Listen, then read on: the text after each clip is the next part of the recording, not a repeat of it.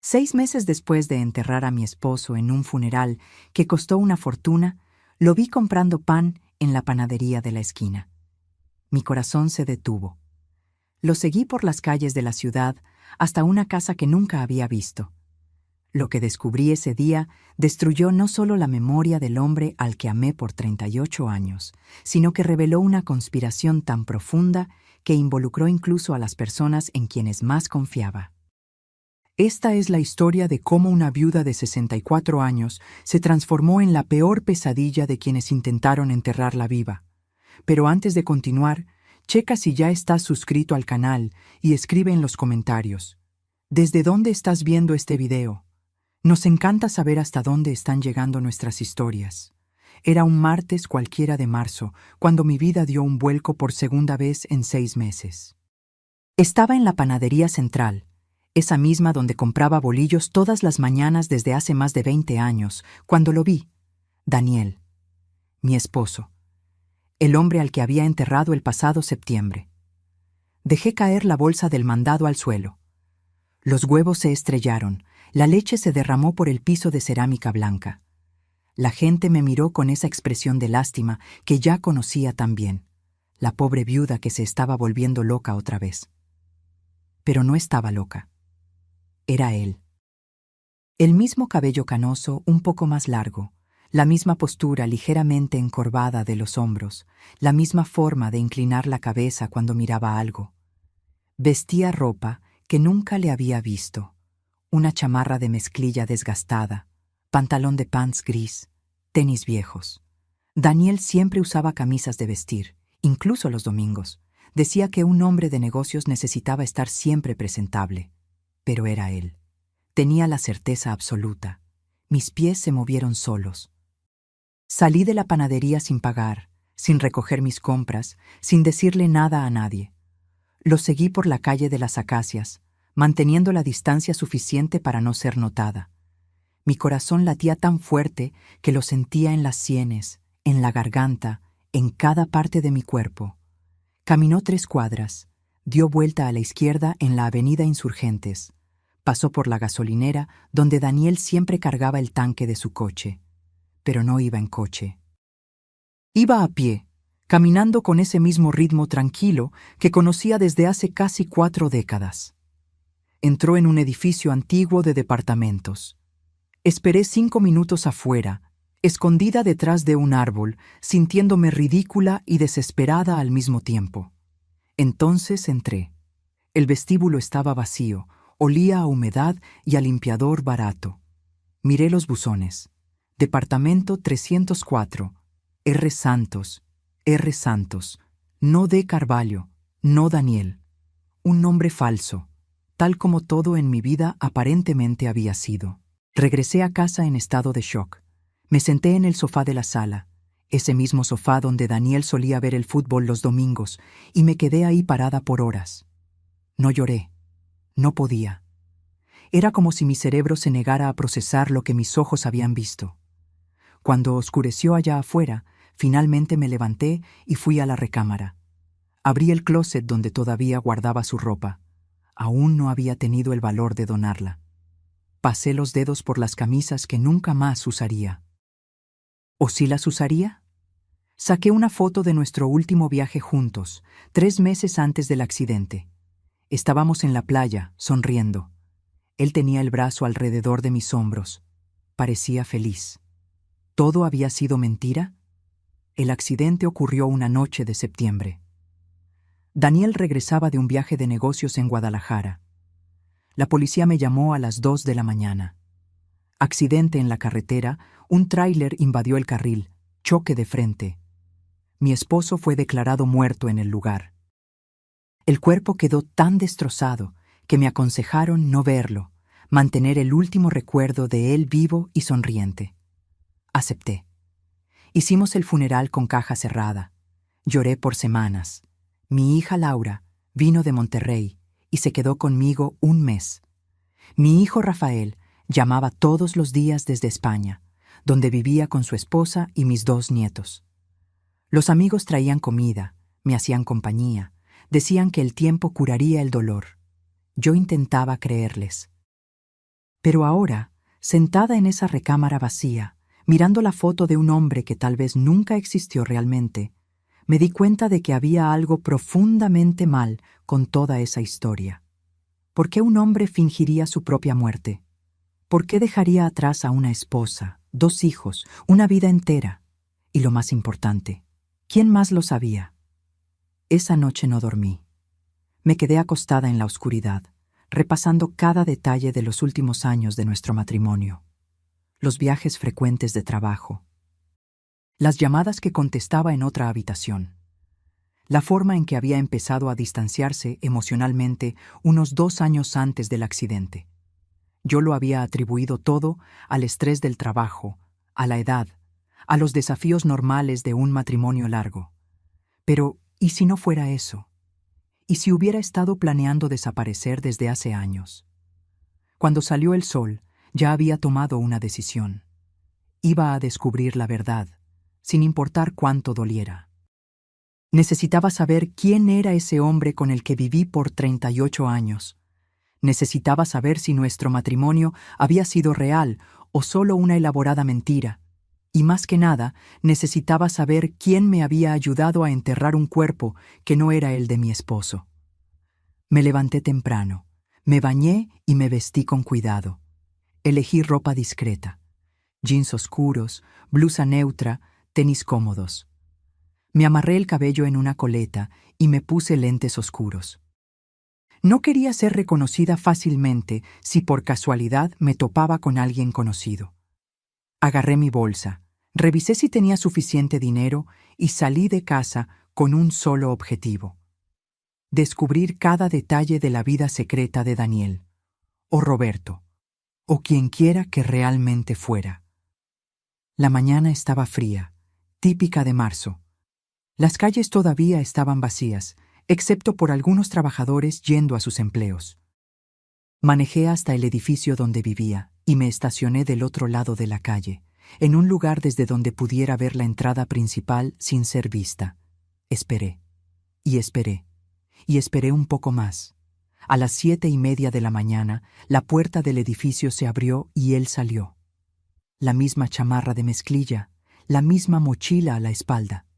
Caminó hasta la parada del camión en la esquina. Nunca, en 38 años de matrimonio, había visto a Daniel tomar el camión. Él siempre tuvo coche propio, siempre manejó a todos lados. Ver a ese hombre esperando el transporte público fue surrealista. Cuando llegó el camión, se subió. Esperé unos segundos y lo seguí en el coche, manteniendo el camión siempre a la vista. No era difícil. El tráfico de la mañana estaba empezando a ponerse pesado. El camión hizo varias paradas. En cada una, mi corazón se aceleraba, pensando que se iba a bajar. Finalmente, después de unos 20 minutos, se bajó en el centro de la ciudad. Me estacioné rápido en un lugar prohibido. No me importaba la multa en ese momento, y lo seguí a pie. Entró en una pequeña ferretería. La fachada era sencilla, con la pintura descascarada y un letrero viejo. A través del escaparate, lo vi saludar a un hombre mayor, probablemente el dueño. Agarró un mandil colgado en la pared y empezó a amarrárselo a la cintura. En el mandil estaba bordado un nombre: Roberto. Sentí que las piernas me flaqueaban. Me apoyé en la pared de un edificio de al lado, intentando procesar lo que estaba viendo. Daniel, mi esposo, un empresario exitoso, dueño de una consultoría financiera, un hombre que siempre usó traje y corbata para trabajar, estaba ahí, con un mandil mugroso, acomodando estantes en una tienda de barrio. Me quedé observando por casi 1 hora. Atendía clientes, cargaba cajas pesadas, limpiaba el mostrador. Trabajaba como cualquier empleado común. No había nada especial, nada que indicara que ese era un hombre que había fingido su propia muerte y abandonado a una familia entera. Cuando me di cuenta de que no iba a salir pronto, regresé al coche. Mis manos temblaban tanto que me costó trabajo meter la llave en el switch. Manejé de regreso a casa, pero no pude entrar. Me quedé sentada en el coche, en la cochera, por tiempo indefinido, simplemente mirando a la nada. Todo empezaba a tener un sentido horrible. Los viajes, el distanciamiento, la frialdad de los últimos años. Daniel no estaba teniendo una aventura con otra mujer. Estaba construyendo otra vida. Una vida completamente diferente. Una vida donde yo no existía. Y lo peor, lo había planeado todo meticulosamente. No fue un impulso, fue calculado, premeditado, ejecutado con precisión quirúrgica. Finalmente entré a la casa. Fui directo a su oficina. No había movido nada desde la muerte. Abrí cajones, revolví papeles, busqué cualquier cosa que pudiera darme más pistas. Y lo encontré. En el fondo de un cajón, debajo de carpetas viejas, había una libreta pequeña. La abrí con manos temblorosas. Era una especie de diario, pero no con entradas diarias. Eran anotaciones esporádicas, planes, números. Junio 2022. Abrir cuenta a otro nombre. Investigar documentación. Agosto 2022. Hablar con L y R. Necesitan saber, pero solo lo esencial. L y R, Laura y Rafael. Mis hijos. Octubre 2022. Transferir poco a poco. No puede ser mucho de un jalón. Enero 2023. Encontrar departamento. Zona norte, lejos. Marzo 2023. Hablar con Lucas sobre los detalles finales. Lucas. ¿Quién era Lucas? Julio 2023. El accidente tiene que ser convincente. Sin cuerpo, habrá investigación. Se necesita un cuerpo. Solté la libreta como si quemara. Mis manos temblaban violentamente. Lo había planeado todo, cada detalle, con meses de anticipación. Y había involucrado a nuestros hijos en eso. Agarré el teléfono y, sin pensarlo bien, le llamé a Laura. Contestó al tercer tono, con voz somnolienta. «¿Mamá? Son las 8 de la mañana. ¿Pasó algo?» «Laura, necesito hacerte una pregunta, y quiero la verdad». Hubo un silencio del otro lado, un silencio demasiado largo para ser inocente. «Mamá, ¿de qué estás hablando? ¿Sabías que tu papá está vivo?» Otro silencio, más largo aún. Podía oír su respiración cambiando, volviéndose más rápida, más pesada. «Mamá, yo no sé qué». «No me mientas, Laura. Por favor, no después de todo». Mi voz se quebró. Encontré su libreta. Vi las notas. Hablar con L y R, tú y tu hermano. Ustedes lo sabían. Oí un sollozo del otro lado de la línea. Y entonces, finalmente, la verdad. Él nos hizo jurar secreto, mamá. Dijo que era la única forma. Que tú nunca aceptarías un divorcio. Que sería mucho peor para todos si simplemente se marchaba. Dijo que así tú podrías seguir adelante, rehacer tu vida, sin la vergüenza de ser abandonada. Cada palabra era una puñalada. ¿Cuándo? Nos lo contó hace unos 2 años. Dijo que ya no aguantaba más, que se sentía atrapado, sofocado, que necesitaba empezar de cero.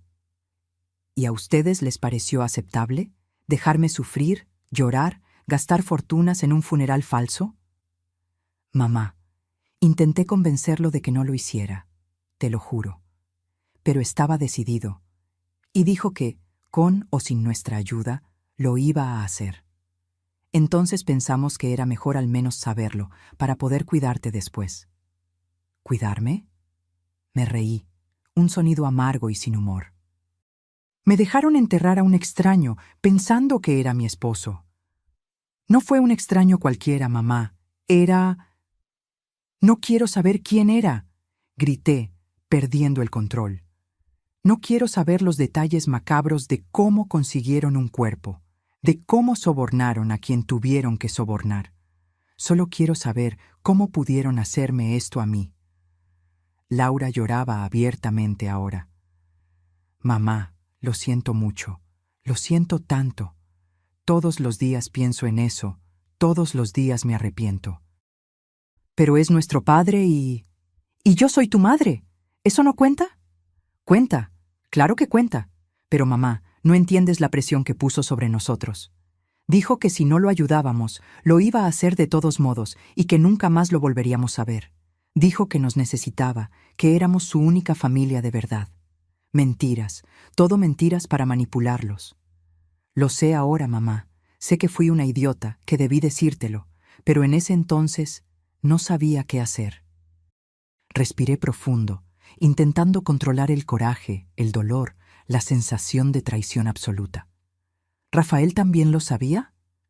Sí, mi papá nos lo contó a los dos al mismo tiempo, nos hizo jurar que nunca lo diríamos. ¿Y el dinero? Encontré transferencias sospechosas. Laura dudó. Nos dio 100,000 a cada uno. Dijo que era para ayudar con los gastos del funeral, para cuidarte después. Mamá, te lo juro, no lo acepté por ambición.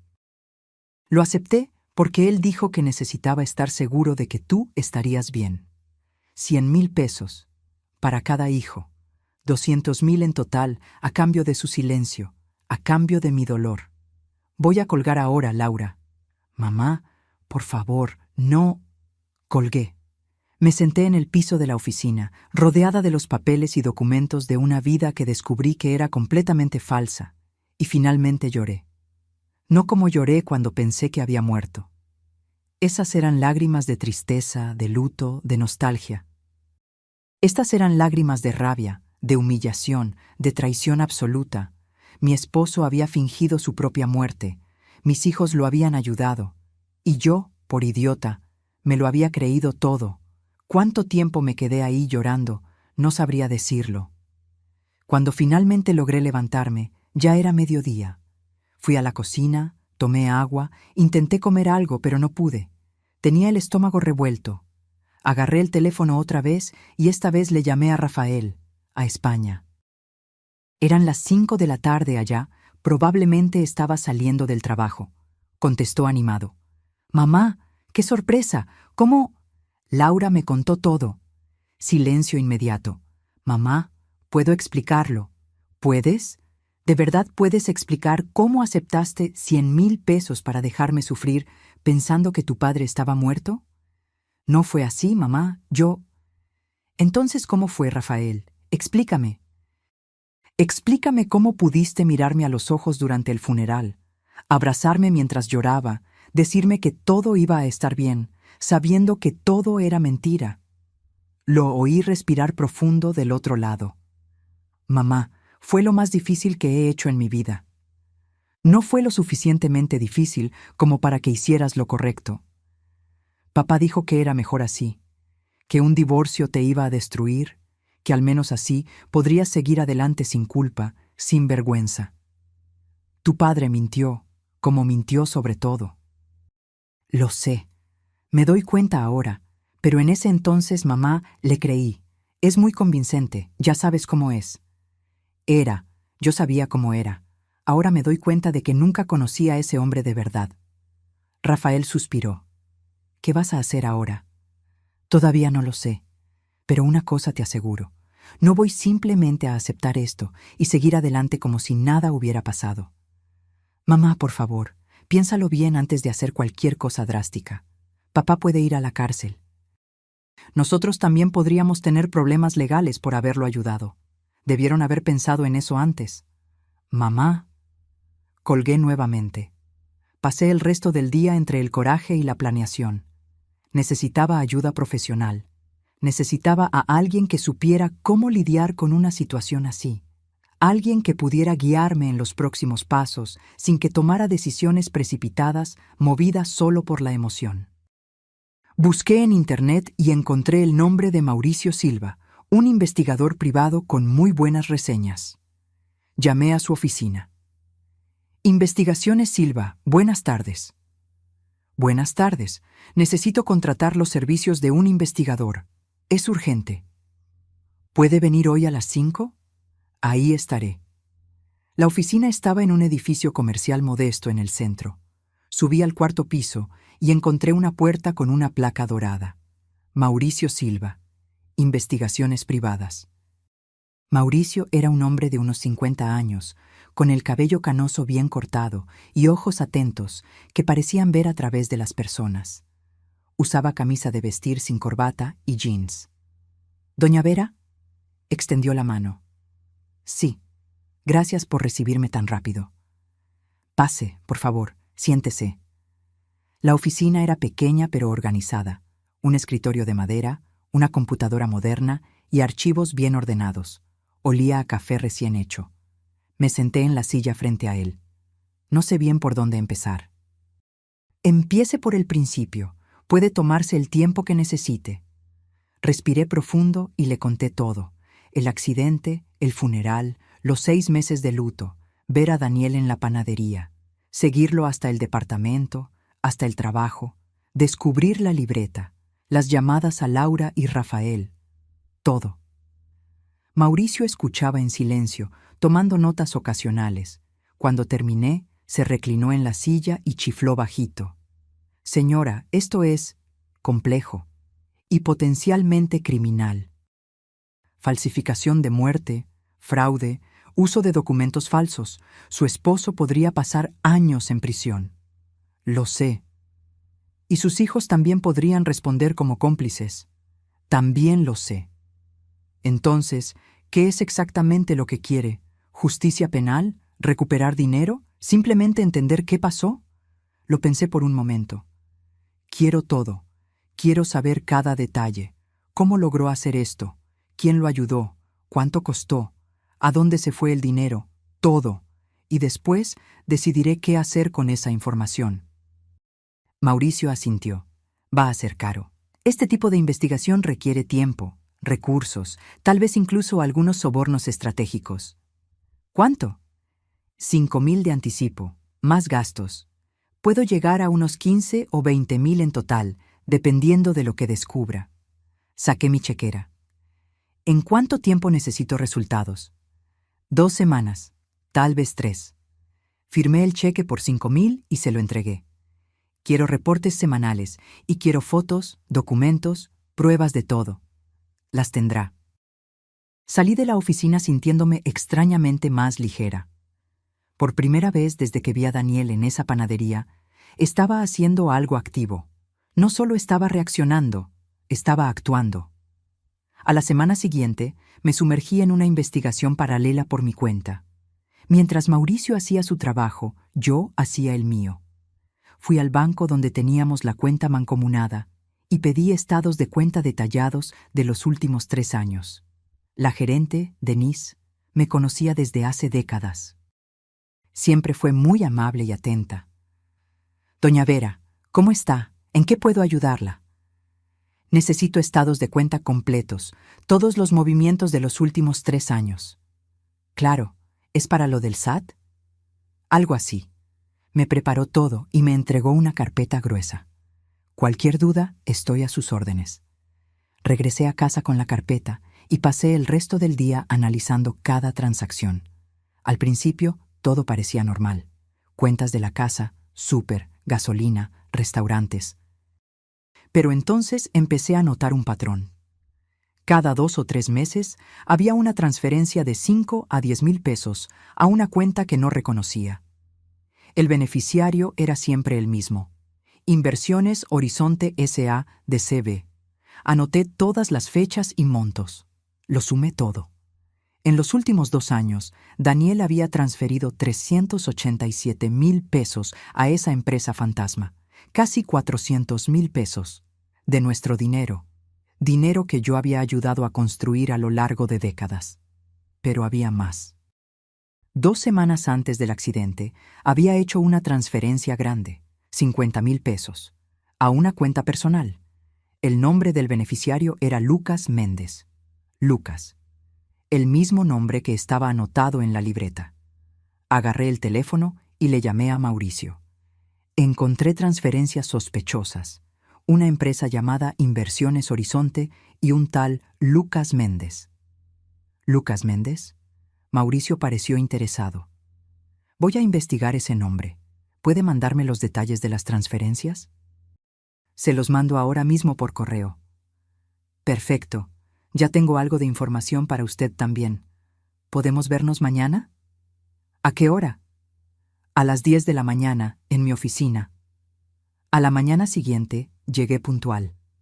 Mauricio ya tenía café listo. Me senté y él abrió una carpeta frente a mí. Descubrí cosas muy interesantes sobre su esposo, o mejor dicho, sobre Roberto Santos. Se me revolvió el estómago. Roberto Santos abrió una cuenta bancaria hace exactamente 2 años. Rentó el departamento en la misma época. Empezó a trabajar en la ferretería hace 1 año y medio. Entonces lo planeó con mucha anticipación. Sí, y hay más. La empresa Inversiones Horizonte solo existe en el papel. Fue creada hace 3 años, pero nunca ha declarado impuestos, nunca ha tenido empleados. Es una empresa fachada usada solo para mover dinero. ¿Y Lucas Méndez? Ese está interesante. Mauricio pasó unas páginas. Lucas Méndez es abogado, especializado en derecho civil, sucesiones y, fíjese bien, casos complicados de identidad. ¿Identidad? Ya ha sido investigado 2 veces por supuesta facilitación de documentos falsos. Nunca se le comprobó nada, pero su reputación en el gremio jurídico no es la mejor. Entonces Daniel le pagó a ese abogado para crear una identidad falsa. Muy probablemente. Y por los 50,000 pesos que recibió, seguramente hizo más que eso. ¿Cómo qué? Mauricio me miró seriamente. Tenemos que hablar del cuerpo, doña Vera. El cuerpo que fue enterrado como si fuera su esposo. Sentí un escalofrío. Logré hablar con algunas fuentes en el CEMEFO. Extraoficialmente, claro. El cuerpo del accidente estaba realmente muy quemado, muy dañado. La identificación se hizo solo por documentos encontrados en el lugar.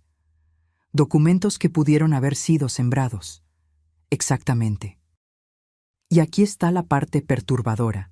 Descubrí que hubo un cuerpo no reclamado en el CEMEFO exactamente 3 días antes del accidente. Una persona en situación de calle, muerte natural por complicaciones de alcoholismo. Me llevé la mano a la boca. ¿Está entendiendo lo que le digo? Alguien agarró ese cuerpo no reclamado, lo puso en el coche de su esposo, provocó un accidente real para explicar los daños, sembró los documentos y voilà. Daniel Carvalho está oficialmente muerto. Dios mío. Y eso requiere contactos.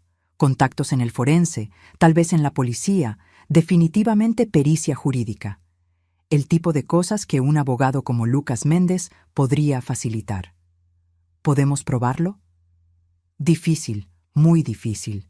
Ya pasaron 6 meses, pero puedo intentarlo. Voy a necesitar más tiempo y más dinero. Haga lo que tenga que hacer. El dinero no es problema. Mauricio asintió. Hay otra cosa que necesita saber. Su esposo no está solo en esa nueva vida suya. Se me heló el corazón. ¿A qué se refiere? Se ve regularmente con una mujer. Todos los jueves en el mismo café. Parecen cercanos. Sentí como si me hubieran dado un golpe en el estómago. ¿Tiene a otra? Sigo investigando, pero sí, parece que sí. Claro que tenía a otra. No bastaba con fingir su propia muerte, abandonar a la familia, robar dinero. También había empezado de cero con alguien más. ¿Quién es ella? Todavía no lo sé, pero lo voy a averiguar. Salí de la oficina de Mauricio en estado de shock. Manejé sin rumbo por un rato, simplemente procesando. Me detuve en un parque y me quedé sentada en una banca observando a los niños jugar, a las parejas caminar, la vida normal ocurriendo a mi alrededor mientras mi mundo se desmoronaba. Daniel no solo me había abandonado, había construido una vida completamente nueva, con otra identidad, otro trabajo y probablemente otra mujer. ¿Cuánto de todo lo que vivimos fue real? ¿Algo fue real? Saqué el celular y vi fotos viejas, nuestra luna de miel, el nacimiento de Laura, Rafael dando sus primeros pasos, cumpleaños, navidades, momentos que parecían genuinos en ese entonces. ¿Lo eran? ¿O Daniel solo estaba actuando, esperando el día en que pudiera escapar de esa vida que claramente detestaba? Sonó el teléfono. Era Laura. Dudé, pero contesté. ¿Mamá? ¿Puedes hablar? Depende. ¿Me vas a mentir otra vez? No, nunca más. Te lo juro. Respiró profundo. Mamá, voy para allá. Necesito hablar contigo en persona. Hay cosas que tienes que saber. ¿Qué tipo de cosas? Cosas que debí decirte hace mucho tiempo. cosas sobre mi papá, sobre sus planes, sobre todo. ¿Cuándo vienes? Tomo un vuelo mañana temprano. ¿Me puedo quedar ahí? Lo pensé por un momento. Parte de mí quería decirle que no, quería mantenerla lejos, castigarla por haberme mentido. Pero otra parte, la parte que necesitaba respuestas desesperadamente, sabía que tenía que escuchar lo que tuviera que decir. ¿Puedes venir? Gracias, mamá. ¿Y mamá? ¿Qué? De verdad lo siento mucho. Por todo. Colgué sin responder. Laura llegó al día siguiente, poco después de la comida. Cuando abrí la puerta, me llevé un susto. Estaba visiblemente más flaca, con ojeras profundas, el cabello sin brillo. Parecía haber envejecido 5 años en una semana. Mamá, intentó abrazarme. Me hice a un lado. Pasa. Entramos en silencio. Preparé café, más por hábito que por hospitalidad. Nos sentamos a la mesa de la cocina, la misma mesa donde tuvimos miles de pláticas a lo largo de los años. Pero esta sería diferente. ¿Y bien? ¿Qué tienes que decirme? Laura movió su café nerviosamente. Mi papá empezó a hablar de desaparecer hace unos 3 años. Al principio pensé que solo era un desahogo, estrés del trabajo, pero seguía volviendo al tema. ¿Y no te pareció extraño? Sí. Pero decía que se sentía atrapado, que había construido una vida que no era suya de verdad, que quería libertad. Me miró. Mamá, intenté que fuera a terapia, te lo juro, pero se negó. Continúa. Hace 2 años nos llamó a Rafael y a mí a una reunión. Dijo que tenía un plan. Iba a fingir su propia muerte y empezar de cero con otra identidad. Al principio pensamos que estaba loco, pero lo tenía todo planeado. Nos enseñó documentos, cuentas bancarias, incluso el departamento que ya había rentado. A nombre de Roberto Santos. Asintió. Dijo que ya había separado dinero, que tenía a un abogado ayudando con la documentación, que solo necesitaba nuestra cooperación para algunos detalles finales. ¿Cómo conseguir un cuerpo? Laura palideció. Dijo que tenía todo resuelto, no quiso dar detalles. Solo dijo que cuando llegara el momento, nosotros teníamos que apoyar su versión, no pedir autopsia, aceptar la caja cerrada. Y ustedes aceptaron. No de inmediato. Rafael y yo nos peleamos con él. Le dijimos que era una locura, que estaba mal, que te iba a destruir. Pero él se limpió una lágrima. Dijo que si no lo ayudábamos, lo iba a hacer de todos modos, y que si lo hacía solo, nunca más lo volveríamos a ver. Dijo que éramos su única familia de verdad. Manipulación. Lo sé ahora. Pero en ese entonces, mamá, es mi papá, y pensé que te estaba protegiendo de alguna forma. Al menos sabiendo el plan, podía estar cerca de ti después, cuidarte. Con el dinero que te dio. Los 100,000 fueron idea de él. Dijo que era para el funeral y para ayudarte en los primeros meses. Mamá, yo no quería aceptarlos, pero él insistió. Dijo que era lo mínimo que podía hacer. Me reí sin ganas. Lo mínimo. Qué generoso. Hay más. Laura respiró profundo. La mujer que está viendo. Es Clarice. El nombre me pegó como un rayo. ¿Clarice? ¿Nuestra vecina Clarice? Sí. Clarice había sido nuestra vecina por 5 años. Una mujer amable de unos 50 años, divorciada, maestra jubilada. A veces tomábamos café juntas. La consideraba mi amiga. ¿Desde cuándo? Desde antes de todo esto. Empezaron hace unos 4 años. Fue por ella que decidió dejar esta vida. Sentí que se me revolvía el estómago. 4 años. Daniel me había engañado con nuestra vecina durante 4 años, mientras yo, por tonta, no sospechaba nada. ¿Ella lo sabe? ¿Lo de la muerte falsa? No. Para ella, él es Roberto Santos, un hombre que conoció después de mudarse. Él inventó toda una historia. Dijo que era viudo, que se había mudado para empezar de nuevo. Entonces, a ella también la están engañando. De cierta forma, sí. Me quedé en silencio, procesando. No bastaba con todo lo que ya había descubierto. Ahora tenía que lidiar con la doble traición. Daniel no solo me había abandonado, me había engañado con alguien que conocía, alguien que entraba a mi casa, bebía mi café, fingía ser mi amiga. Después de que Laura me contó lo de Clarisse, me quedé callada mucho tiempo. Mi hija intentó hablar más, tratar de explicarse, pero levanté la mano pidiendo silencio. Necesitaba procesar todo sola. ¿En qué te gastaste los 100.000? Pregunté finalmente, con la voz más fría de lo que pretendía. Laura bajó la mirada. Parte en el funeral, unos 30.000. El resto lo usé para remodelar mi casa, comprar un coche nuevo. Mamá, ya sé cómo se ve esto. Sé que parece que me vendí, que acepté dinero sucio. Porque fue exactamente lo que hiciste. Lo sé. Golpeó la mesa, frustrada. Lo sé, mamá, y no pasa un día sin que me odie por eso. No puedo dormir bien desde hace meses. Cada vez que veo el coche, me siento asquerosa. Cada vez que entro al cuarto remodelado, pienso en ti llorando sola mientras yo me gastaba dinero de sangre. Dinero de sangre es una buena descripción. Mamá, te los devuelvo, cada centavo. Vendo el coche, deshago la remodelación, lo que sea necesario. Solo dame una oportunidad de arreglar esto. Miré a mi hija. Se veía genuinamente destrozada, genuinamente arrepentida. ¿Pero eso cambiaba algo? ¿Y Rafael? ¿En qué se los gastó? Parte la usó para pagar deudas. Él y su esposa estaban muy endeudados, problemas con la casa en España. El resto lo invirtió para los niños, un fondo para su educación. Entonces ustedes dos se beneficiaron mientras yo sufría. Sí, Laura no intentó defenderse esta vez. Y voy a cargar con esta culpa el resto de mi vida. Me levanté de la mesa. Necesito tiempo, Laura. Tiempo para procesar todo esto, para decidir qué hacer. ¿Cuánto tiempo? No lo sé. Puede ser una semana, puede ser un año. Pero necesito que respetes eso y me dejes en paz. Mamá, ¿me puedo quedar aquí? ¿Ayudarte con algo? No, quiero que te vayas. ¿A Monterrey? A donde quieras, pero aquí no. Vi el dolor en su cara, pero no sentí lástima. Ella había tomado decisiones.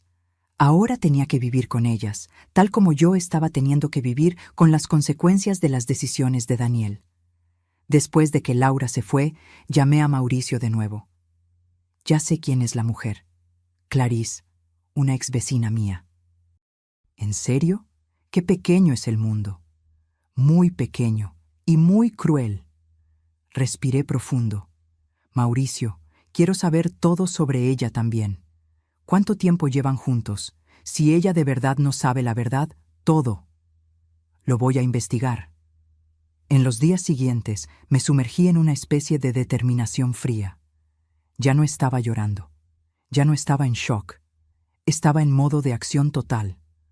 Fui al registro civil y pedí una copia del acta de defunción de Daniel. Estudié cada detalle. El legista que firmó, el médico que certificó, las fechas, los sellos, todo parecía legítimo, pero yo sabía que era falso. También fui al panteón por primera vez desde el entierro.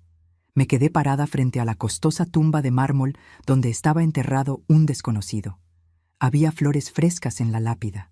¿Quién las estaba poniendo? ¿Laura? ¿Rafael? ¿O tal vez era yo misma, en las semanas después del funeral, cuando todavía venía cada semana a llorar? Pensé en el pobre hombre allá adentro. ¿Quién era? ¿Tendría familia que nunca supo qué le pasó? ¿Alguien que se preguntaba dónde estaba? Fue en ese momento que tomé una decisión. Iba a descubrir quién era ese hombre. Iba a darle un nombre. Iba a hacer lo correcto, aunque Daniel no lo hubiera hecho. Llamé a Mauricio. Necesito que descubras la identidad real del cuerpo que fue enterrado. Eso va a ser casi imposible, doña Vera. Ya pasaron 6 meses, el cuerpo fue cremado. ¿Cremado? Interrumpí. No fue enterrado. ¿Está segura? Déjeme revisar. Lo oí tecleando. Tiene razón, fue enterrado, no cremado. Eso puede ayudar. Si logramos exhumar y hacer ADN, haga lo que tenga que hacer. Quiero saber quién era. Una semana después, Mauricio me llamó pidiendo otra reunión. Fui a su oficina con una mezcla de ansiedad y determinación. Logré mucho, empezó, abriendo una carpeta gruesa. Primero, sobre Clarice. Ella y su esposo empezaron la aventura hace 4 años, como dijo su hija. Pero hay un detalle. Ella cree que él es viudo. Daniel creó una historia completa. Dijo que su esposa murió de cáncer, que quedó muy afectado, que se mudó para empezar de nuevo. Usó una versión de mi muerte para conquistarla. Exactamente. Irónico, ¿no? Macabro es la palabra. Y hay más. Clarice tiene dinero, mucho dinero, una herencia que recibió hace unos 3 años, casi 1 millón de pesos. Se me revolvió el estómago. ¿Usted cree que está con ella por dinero? No tengo pruebas, pero es sospechoso. Abandona una vida cómoda supuestamente para vivir de forma sencilla, pero se involucra con una mujer rica. Parece muy conveniente. Ese hombre es un monstruo. Y sobre el cuerpo... Mauricio pasó unas páginas. Conseguí información no oficial. Al hombre le decían el chino en las calles. Indigente desde hace unos 10 años. Murió de cirrosis hepática. No tenía documentos, no tenía familia conocida, o al menos eso pensaban. ¿Pensaban? Logré rastrear huellas dactilares parciales que estaban en el archivo del CEMEFO. Se las mandé a un contacto mío que tiene acceso a bases de datos antiguas, y descubrimos algo. Me pasó una foto vieja, descolorida. Un hombre joven, tal vez de unos 30 años, sonriendo a la cámara. Este es Juan cuando todavía tenía vida. Su nombre real era Juan Pedro Santana. Tenía una familia, una exesposa y una hija. Miré la foto, sintiendo el peso del descubrimiento. ¿Ellas saben que murió? No. Le perdieron la pista hace más de 15 años, cuando cayó en el alcoholismo y desapareció. Levantaron un reporte de persona desaparecida, pero eventualmente dejaron de buscar. ¿Dónde están? La hija vive en la Ciudad de México. Se llama Beatriz. Tiene unos 35 años ahora. La exesposa murió hace 2 años. Agarré la foto con manos temblorosas. Esa joven necesita saber que su padre está enterrado. Necesita tener la oportunidad de enterrarlo de verdad, con su nombre. De acuerdo. Pero eso significa exponer todo el fraude de su esposo. Lo sé. ¿Está preparada para eso? ¿Para la exposición pública? ¿Para el proceso? ¿Para todo lo que viene después? Miré esa foto del hombre joven y sonriente, que se convirtió en un indigente anónimo y terminó enterrado con el nombre de otra persona. Lo estoy. Mauricio asintió. Entonces vamos a necesitar un abogado. Uno bueno, porque esto se va a poner feo. ¿Usted conoce a alguien? Conozco a la mejor, la licenciada Silvana Rocha. Penalista, especializada en casos complejos de fraude, tiene una tasa de éxito del 95%. Agende una reunión con ella. 2 días después, estaba sentada en la elegante oficina de la licenciada Silvana Rocha. Tenía unos 50 y tantos años, el cabello negro corto perfectamente cortado, un traje impecable y una presencia imponente. Doña Vera, empezó después de que le expliqué todo.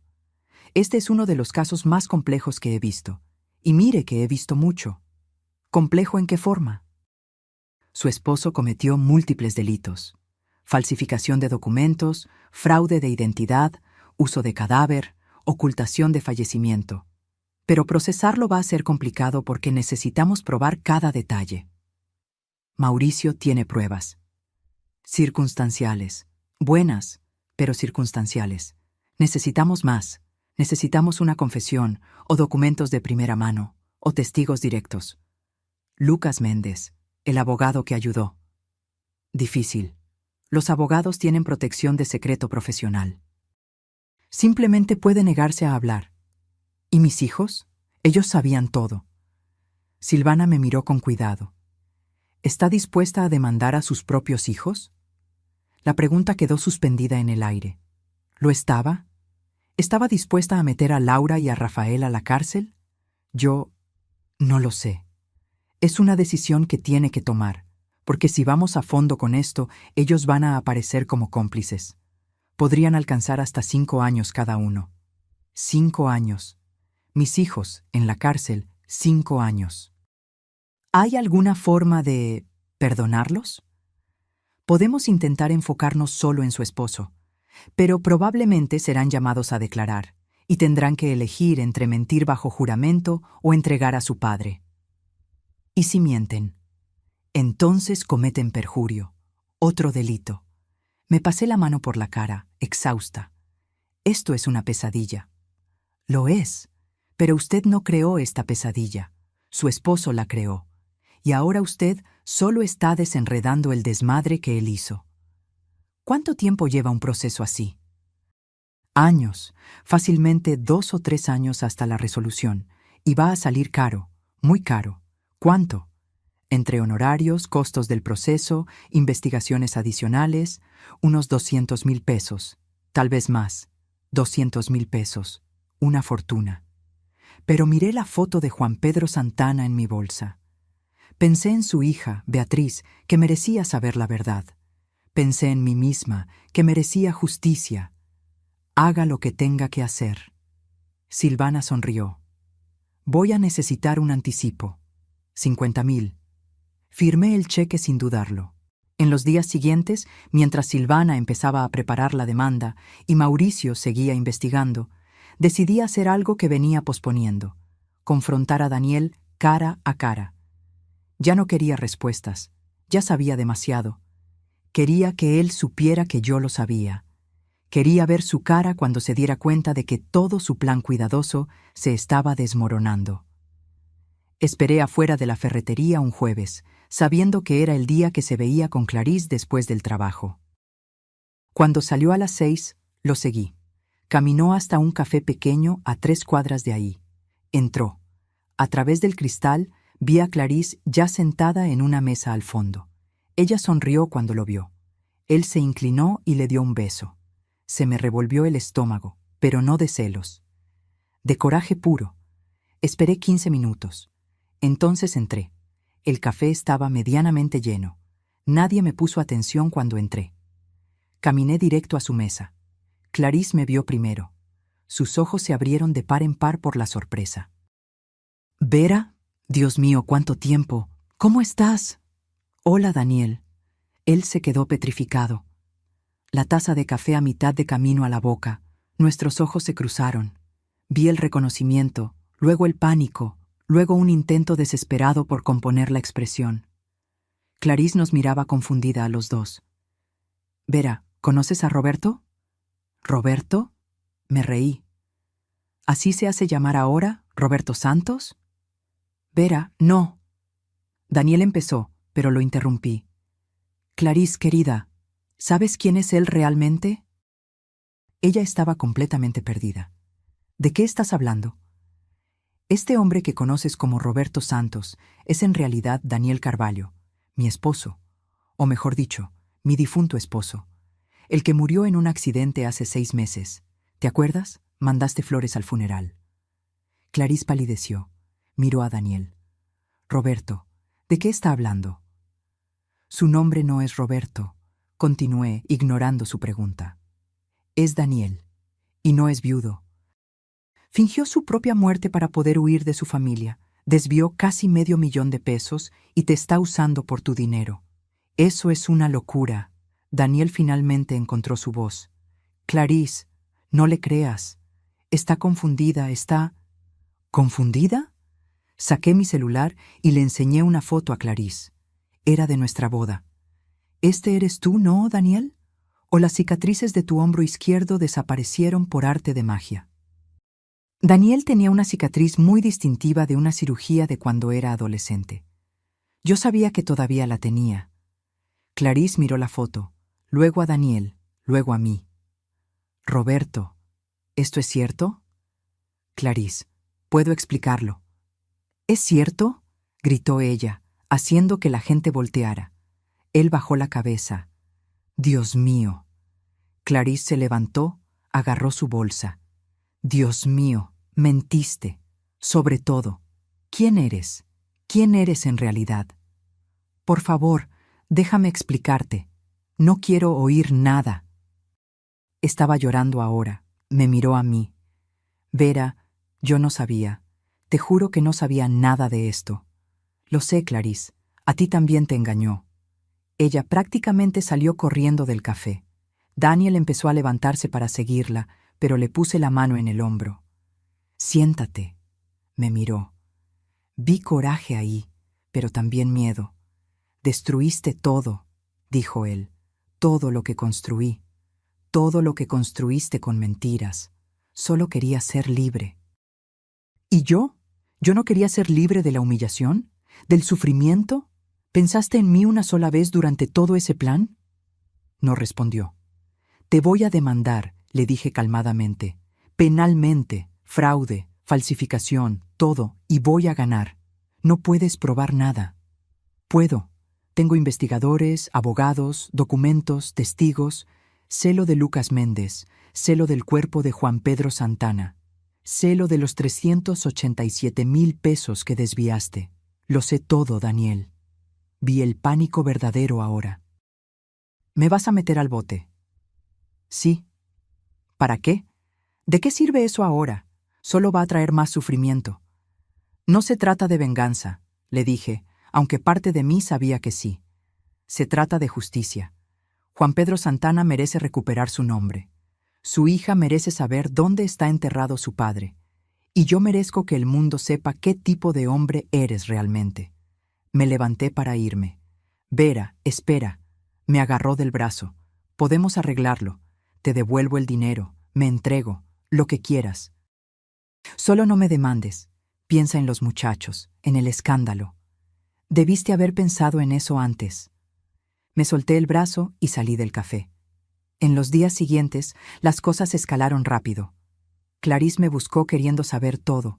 Se lo conté. Quedó destrozada, pero también furiosa. Se ofreció a declarar contra Daniel si era necesario. Silvana preparó la denuncia formal. Era un documento extenso, detallando cada delito, cada mentira, cada pieza del rompecabezas.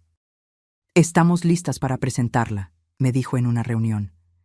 Pero necesito que entienda, una vez que lo hagamos, ya no hay marcha atrás. Su esposo será arrestado, probablemente en 48 horas. Hágalo. Y sus hijos serán llamados a declarar, bajo juramento. Lo sé. ¿Habló con ellos? No. Silvana suspiró. Tal vez debería, antes de que les llegue el citatorio. Tenía razón. Por más dolida que estuviera, Laura y Rafael merecían saber lo que venía. Llamé a Laura primero. Mamá, qué bueno oírte. ¿Cómo estás? Laura, necesito decirte algo. Dime. Voy a proceder legalmente contra tu padre, penalmente. La denuncia se presenta mañana. Silencio total. Laura, mamá, no puedes hacer eso. Su voz sonaba tensa. Podría pasar años en prisión. 10 años probablemente. Mamá, por el amor de Dios. No me vengas con por el amor de Dios, Laura. Cometió delitos graves y va a pagar por ellos. ¿Y nosotros, Rafael y yo? Tendrán que declarar. Tendrán que decir la verdad bajo juramento. Nos estás poniendo en una posición imposible. No, Laura, tu padre lo hizo. Yo solo estoy exigiendo justicia. Mamá, por favor, piénsalo, por el bien de la familia. ¿Qué familia? ¿La familia que tu padre destruyó cuando fingió su propia muerte? ¿Esa familia? Mamá. Colgué. Llamé a Rafael después. La plática fue parecida. Se quedó en shock. Intentó convencerme de no hacerlo. Habló de proteger a la familia, de perdón. No cambié de parecer. A la mañana siguiente, Silvana presentó la denuncia. Y entonces esperamos. El arresto de Daniel ocurrió un viernes por la mañana. Mauricio me llamó en cuanto lo supo. Lo agarraron hace 1 hora, en la ferretería donde trabajaba, enfrente de todos. Sentí una mezcla extraña de satisfacción y tristeza. ¿Y ahora? Ahora va al Ministerio Público. Será acusado formalmente y tendrá su audiencia inicial en las próximas 48 horas. ¿Puede ir usted por mí? No quiero verlo. Puedo ir. Silvana también estará ahí. Pasé el día con una ansiedad extraña. Limpié la casa obsesivamente, reorganicé closets, cualquier cosa para mantener la mente ocupada. Laura me llamó llorando. «Mamá, arrestaron a mi papá. Está en todo Internet. Todo el mundo está hablando». Era de esperarse. «¿Cómo puedes ser tan fría?» «No soy fría, Laura. Estoy siendo justa». «Justo sería que hablaras con él, que intentaran arreglar esto en familia». Él tuvo 38 años para hablar conmigo. Prefirió fingir que estaba muerto. Me colgó. Rafael no llamó, pero mandó un correo largo, prácticamente suplicándome que retirara los cargos, diciendo que esto nos iba a destruir a todos, que no valía la pena. No respondí. La audiencia fue el lunes. Silvana me llamó después. El juez dictó prisión preventiva. Se queda adentro hasta el juicio. ¿Por qué? Riesgo de fuga. Después de todo, el hombre ya fingió su muerte una vez. El juez consideró razonable asumir que podría desaparecer de nuevo. ¿Cuánto falta para el juicio? Unos 6 meses, tal vez más. Vamos a usar ese tiempo para armar el caso más sólido posible. En los meses siguientes, mi vida se volvió una rutina extraña de reuniones con abogados, investigadores y, eventualmente, con Beatriz Santana, la hija de Juan Pedro. Conocerla fue uno de los momentos más difíciles de todo el proceso. Vino desde la Ciudad de México especialmente. Nos vimos en un café, irónicamente, el mismo donde confronté a Daniel. Beatriz tenía unos 35 años, cabello castaño y ojos tristes. Traía una foto vieja de su padre. «Doña Vera, gracias por contactarme», empezó. «Yo ni siquiera sé qué decir. Siento mucho lo de su padre. Hace tanto que no sabía de él». Miró la foto. «Desapareció cuando yo tenía como 18 años. Cayó en el alcoholismo después de que mi mamá le pidió el divorcio. Intenté ayudarlo, pero no se dejaba. Al final, simplemente desapareció. Lo siento mucho. Cuando me dijo que lo había encontrado, que sabía dónde estaba, no podía creerlo. Se le salían las lágrimas. Pero estar enterrado con otro nombre, usado para un fraude, mi papá merecía algo mejor. Lo sé, y vamos a hacerle justicia». «¿Cómo?» «Voy a pagar para exhumar el cuerpo, hacer la identificación por ADN y volverlo a enterrar con su nombre verdadero. Y me voy a asegurar de que el hombre que usó a su padre de esa forma pague por ello». Beatriz me agarró la mano. «Gracias. Gracias por preocuparse por un extraño cuando no tenía por qué hacerlo. Su padre no es un extraño, es una víctima, igual que yo». En los meses que siguieron, mientras el proceso penal contra Daniel avanzaba, muchas cosas cambiaron. Laura y Rafael fueron citados a declarar. Ambos tuvieron que admitir públicamente que sabían del plan de su padre. El fiscal quería procesarlos a ellos también, pero intervine. Pedí que los trataran como testigos, no como cómplices. Me costó. El fiscal solo aceptó porque accedía a no buscar compensación económica de su parte. Los 200,000 pesos que recibieron se los dejé pasar. Pero ellos tendrían que devolverlos por su cuenta, por conciencia. Laura vendió el coche y deshizo la remodelación. Depositó 95,000 pesos en mi cuenta con una nota. Todavía faltan 5,000. Te los voy pagando poco a poco. Te amo, mamá. Rafael mandó 80,000 desde España. El resto va en abonos. Perdón por todo. Acepté el dinero, pero no respondí los mensajes. El juicio se fijó para octubre, 10 meses después del arresto de Daniel. La semana anterior, Silvana me llamó a una reunión. Daniel quiere llegar a un acuerdo. ¿Qué tipo de acuerdo? Se declara culpable de todos los delitos a cambio de una reducción de pena, de 10 años a 5. ¿Y por qué aceptaría yo eso? Porque garantiza la condena sin riesgos. En un juicio siempre hay una probabilidad de absolución, por mínima que sea, y porque 5 años sigue siendo tiempo suficiente. Va a tener casi 70 cuando salga. Lo pensé. 5 años contra arriesgar un juicio que podría dejarlo libre. Hay otra condición, continuó Silvana. Devuelve todo el dinero. Los 387.000 con intereses. Da como 450.000. ¿Y lo de Juan Pedro? ¿Recupera su nombre? Sí. Parte del acuerdo incluye pagar por la exhumación y el nuevo entierro con el nombre correcto. Entonces acepto. Se cerró el trato. Daniel se declaró culpable. Fue sentenciado a 5 años en régimen cerrado y tendría que pagar 450.000 pesos como reparación. El día de la sentencia, fui al juzgado por primera vez. Quería verlo a los ojos cuando el juez diera el martillazo. Daniel estaba más flaco, con el cabello más blanco y la espalda más encorvada. Parecía haber envejecido 20 años en 10 meses. Cuando nuestras miradas se cruzaron, vi algo ahí. ¿Arrepentimiento? ¿Vergüenza? No lo sé. Y descubrí que no me importaba. El juez leyó la sentencia. 5 años. Restitución de 450.000 pesos. Prohibición de contacto con los testigos, incluyéndome a mí. Se llevaron a Daniel. Salí del juzgado sintiéndome vacía, no victoriosa, no vengada, simplemente exhausta. En los meses posteriores a la sentencia, mi vida lentamente empezó a encontrar un nuevo ritmo. No un ritmo normal, nunca volvería a ser la misma persona de antes. Pero algo parecido a la paz. El dinero de Daniel empezó a caer en mensualidades. Uso una parte para pagarle a Mauricio y a Silvana. El resto lo guardé.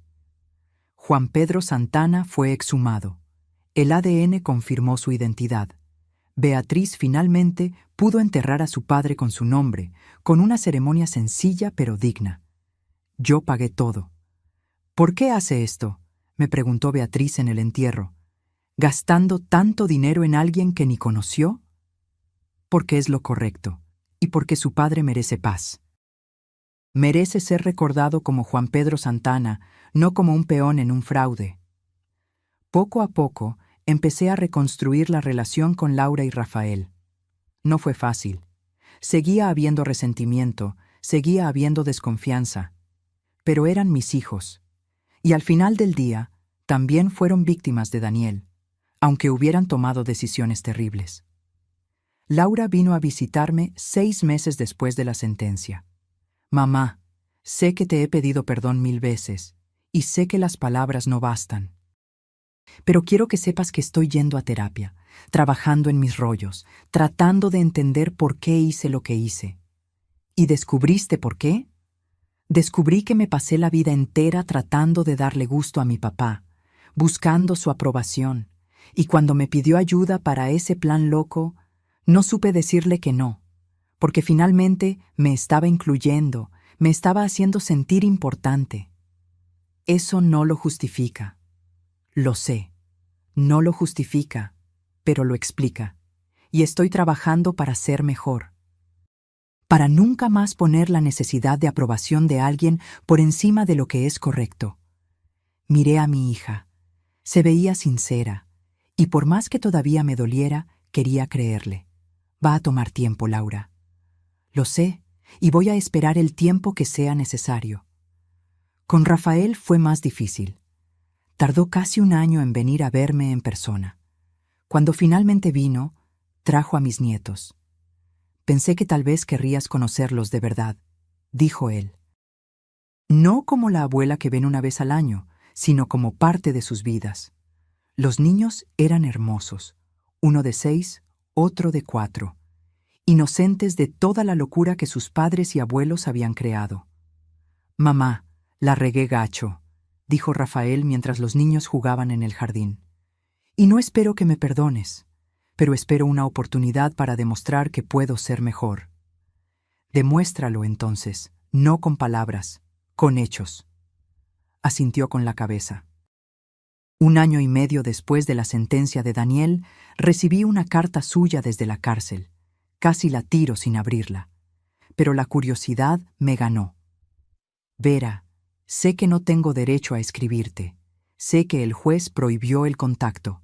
Pero voy a mandar esta carta de todos modos a través de un amigo y espero que te llegue. No escribo para pedirte perdón. No lo merezco. No escribo para explicarme.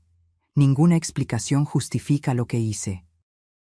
Escribo porque mereces saber que he pasado cada día de los últimos 18 meses pensando en lo que hice, en el daño que causé, no solo a ti, sino a nuestros hijos, a Clarís, a la familia de Juan Pedro.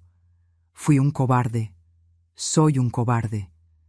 En lugar de tener una plática difícil, en lugar de enfrentar mis sentimientos, huí de la peor forma posible. No espero que me creas, pero necesito que sepas algo. De verdad te amé. A mi forma torcida, egoísta e insuficiente, te amé. Pero no de la forma que te merecías. Y esa es falla mía, no tuya. Cuando salga de aquí en 3 años y medio, con buena conducta, voy a desaparecer de verdad. Cambiarme de ciudad, de estado, tal vez de país. No volveré a molestarte a ti ni a los muchachos nunca más. Pero antes de irme, quería que supieras. Eres la persona más fuerte que he conocido. La forma en que enfrentaste todo esto, cómo luchaste, cómo exigiste justicia, no solo para ti, sino para un desconocido. Eres increíble. Espero que encuentres la felicidad, felicidad de verdad, con alguien que te merezca. Daniel. Doblé la carta y la guardé en un cajón. No sé por qué la guardé. Tal vez como un recordatorio, tal vez para cerrar el ciclo. 2 años después de que todo empezara, finalmente me sentí lista para vender la casa. Esa casa grande donde crié a mis hijos, donde viví con Daniel por décadas, estaba llena de recuerdos. Algunos buenos, muchos ahora manchados por la verdad. Compré una casa más chica, cerca de la playa. Sencilla, acogedora, mía. Laura me ayudó con la mudanza. Rafael también vino. Trabajamos juntos por primera vez en años, empacando cajas, recordando anécdotas. ¿Te acuerdas cuando rompí la ventana de la sala jugando fut? Se rió Rafael. Y mi papá se enojó tanto que te quedaste sin salir un mes, completó Laura. Hubo un silencio incómodo. Hablar de Daniel todavía era difícil. No siempre fue malo, dije finalmente. Hubo momentos reales. Momentos buenos. Elijo recordar esos también. ¿Aún después de todo? Preguntó Laura. Aún después de todo, porque si no guardo nada bueno, entonces fueron 38 años completamente desperdiciados. Y no creo eso. Creo que hubo amor real, aunque fuera imperfecto. Y ustedes dos son la prueba de eso. Terminamos la mudanza con más ligereza. No era un perdón completo, pero era un comienzo. 3 años después de ver a Daniel por primera vez en la panadería, estoy sentada en el porche de mi nueva casa, viendo el atardecer sobre el mar. Tengo una copa de vino en la mano, un libro en el regazo, y por primera vez en mucho tiempo siento algo parecido al contento. No es felicidad plena, todavía cargo cicatrices. Todavía tengo noches donde me despierto pensando en todo lo que pasó, pero también tengo días buenos. Días donde me río, donde disfruto la vida, donde simplemente existo sin el peso de la traición. Laura me visita cada mes. Traemos a mis sobrinos en vacaciones. Rafael me llama cada semana de España y estamos planeando un viaje para que conozca mejor dónde vive. Nuestra relación nunca será la de antes. Pero es algo nuevo, algo construido sobre la honestidad, sobre enfrentar las consecuencias, sobre un perdón difícil pero real. Clarís se volvió, sorprendentemente, una amiga. Ella también fue víctima de Daniel, también fue engañada. A veces tomamos café, 2 mujeres que amaron al mismo hombre sin saber quién era realmente. ¿Crees que lo planeó todo desde el principio?, me preguntó una vez. ¿Cuando se casó contigo, ya estaba pensando en huir algún día? No lo sé, y descubrí que no importa. Lo que importa es que cuando tuvo la oportunidad de ser honesto, eligió la mentira. Y eso dice todo sobre quién es él. Beatriz también se volvió parte de mi vida.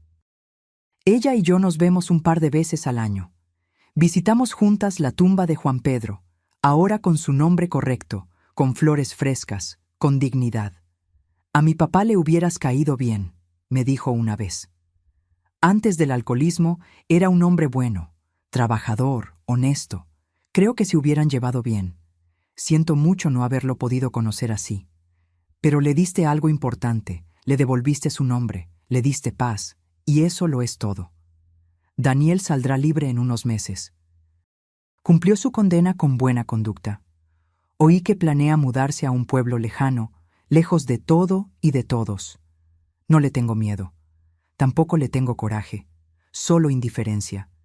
Él es parte de mi pasado y yo estoy enfocada en mi futuro, un futuro que estoy construyendo a mi manera.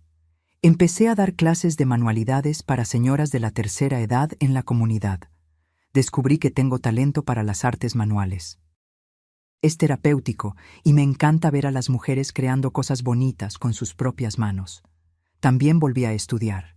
Siempre quise ir a la universidad, pero nunca tuve la oportunidad de joven.